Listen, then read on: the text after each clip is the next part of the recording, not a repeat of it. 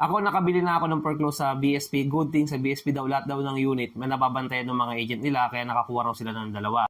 Okay, sige, ibibisit natin to maya-maya, itong kanilang website. Tapos tingnan natin kung ano yung mga foreclosed property doon. Pero disclaimer ko na kasi na-check ko na yung matagal na may mga issue rin, no, yung mga property doon. Hindi naman lahat. Pero check pa rin natin kung ano yung meron doon. So type mo lang BSP foreclosed, click mo yung unang-unang dyan, link. So sa property category, lagay mo lang residential, tapos click mo dito, kunyari house and lot ang gusto mo. Region, lagyan mo lang siguro Calabarzon.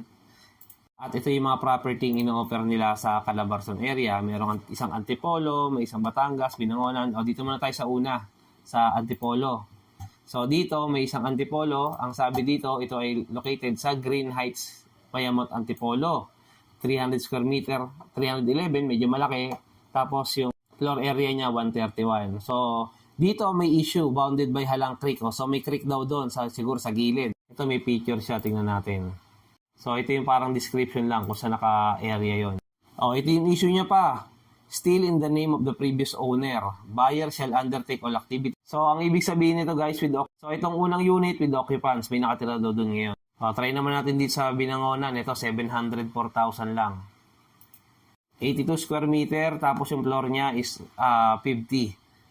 Ang kanyang problem is tax declaration daw, covering the property ay nasa kapangalan pa sa dati nitong may-ari. So kayo ron bahalang mag-transfer from their name.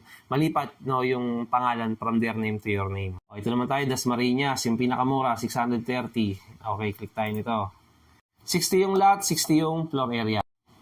Yan, may with occupants din. Tapos, ganun din, hindi pa nakatransfer may nakapangalan pa sa dating owner nito. Lipat pa tayo. Dito, San Pablo, click tayo, medyo mura. Ito, 874. Okay, wala siya masyadong issue, isa lang. Isa lang ang sinabi, with informal settler.